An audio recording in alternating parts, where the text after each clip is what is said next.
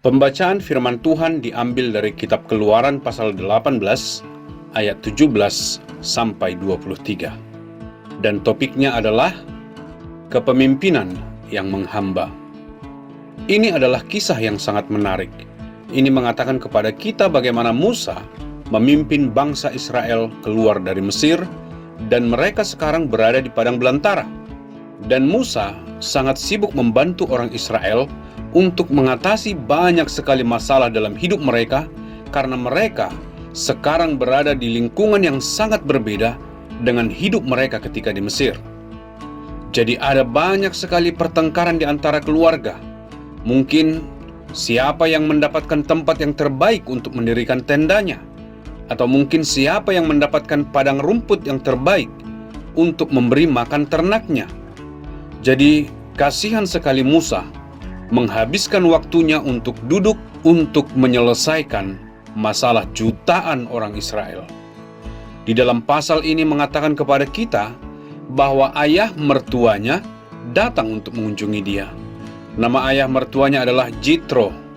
Dan Jitro mengamati Musa sangat bekerja keras dari pagi sampai malam, berusaha untuk mendengar semua pertengkaran di antara umat itu, berusaha mendamaikan, berusaha untuk mengatasi masalah mereka. Saya yakin Anda sangat mengerti ketika dua orang bertengkar dan ada banyak isu-isu sangat sulit untuk mengatasinya. Jadi Musa sangat kelelahan setiap hari mendengarkan masalah yang tidak berujung di antara orang yang berbeda. Dan bukan hanya Musa yang lelah, tetapi semua orang lelah untuk menunggu giliran mereka didengarkan oleh Musa. Jadi apa yang terjadi di sini adalah ayah mertua Musa melihat hal ini dan berkata, "Apa yang engkau lakukan ini tidak baik. Aku tahu engkau ingin melayani bangsamu. Engkau adalah orang yang baik. Engkau melayani rakyatmu meskipun engkau adalah seorang pemimpin. Tetapi caramu melakukan ini tidak tepat. Engkau akan sangat kelelahan dan orang-orang akan menjadi frustasi menunggu giliran mereka berminggu-minggu, bahkan berbulan-bulan menunggu giliran mereka sebelum engkau dapat mendengarkan masalah mereka." Bahkan dalam hal hukum, di Indonesia misalnya, sidang pengadilan kadang harus menunggu berbulan-bulan karena para hakim belum selesai mendengarkan keterangan sebelum menjatuhkan hukuman. Jadi Jitro, ayah mertuanya, berkata kepadanya, "Tugasmu bukan hanya menyelesaikan masalah-masalah kecil yang timbul, tetapi juga untuk mengajar bangsamu. Itu sangat penting, dan juga untuk berdoa bagi bangsamu.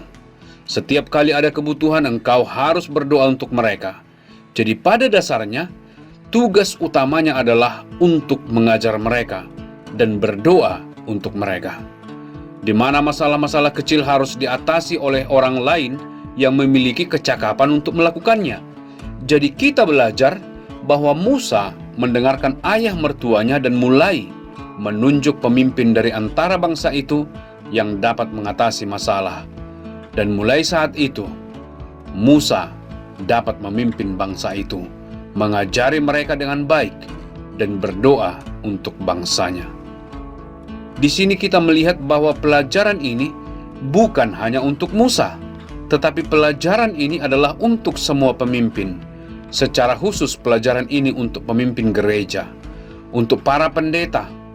Kadang-kadang pendeta sangat sibuk karena ada banyak sekali jemaat, banyak sekali masalah. Mereka harus pergi dan mendengarkan masalah mereka. Kadang-kadang dia harus mengatasi masalah antar jemaat di gereja, menghabiskan banyak waktu. Kadang-kadang untuk memelihara bagian yang sudah tua di gereja yang membutuhkan perbaikan. Ada saja mungkin yang salah dengan listrik, dengan pintu, dengan jendela, dan banyak hal yang lain. Kadang-kadang dia juga sibuk untuk melakukan urusan administrasi. Dengan hati-hati menghitung uang, memastikan uang dipergunakan dengan cara yang benar. Mungkin dia tidak terlatih menjadi seorang akuntan. Kadang-kadang dia menghabiskan banyak waktu untuk memastikan musik gereja dalam kondisi bagus. Bahkan sekalipun mungkin dia bukan seorang pemusik yang bagus. Jadi pelajaran dari hal ini adalah Di saat pendeta menjadi pelayan yang baik melayani jemaat, merawat mereka, dia harus fokus untuk mengajari mereka dan juga fokus untuk berdoa bagi mereka. Tentunya sebagai pendeta, fokus utama mereka adalah untuk mengajar mereka mengenai Yesus Kristus. Itulah yang membuat iman kita sangat spesial. Agama yang lain mengajarkan banyak peraturan, hukum, kitab-kitab keagamaan mereka, ritual puasa mereka, dan semua yang lain. Tetapi bagi kita, tugas utama pendeta adalah untuk mengajar jemaat betapa menakjubkannya Yesus itu. Bagaimana dia adalah juru selamat yang sempurna, satu-satunya juru selamat yang pernah dimiliki oleh dunia, karena dia 100% Allah dan 100% manusia. Dan karena dia 100% Allah dan 100% manusia, bisa naik ke kayu salib karena dia mengenal kita semua. Dia mengetahui semua dosa-dosa kita.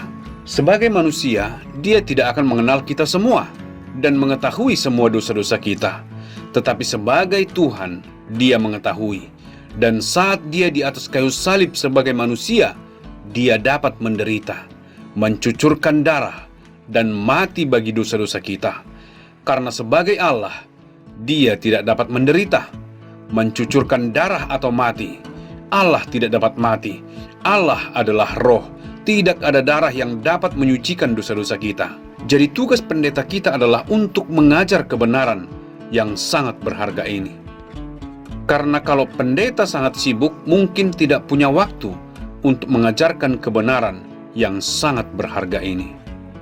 Dan yang kedua, pendeta harus berdoa untuk jemaatnya, supaya jemaat akan mengasihi Yesus, membuka hati mereka untuk percaya bahwa Yesus adalah juru selamat yang sempurna, yang melakukan karya yang sempurna di atas kayu salib, yang memikul semua dosa-dosa kita, yang memberikan kepada kita pemberian yang sempurna ini, supaya barang siapa yang percaya kepadanya tidak binasa, melainkan beroleh hidup yang kekal.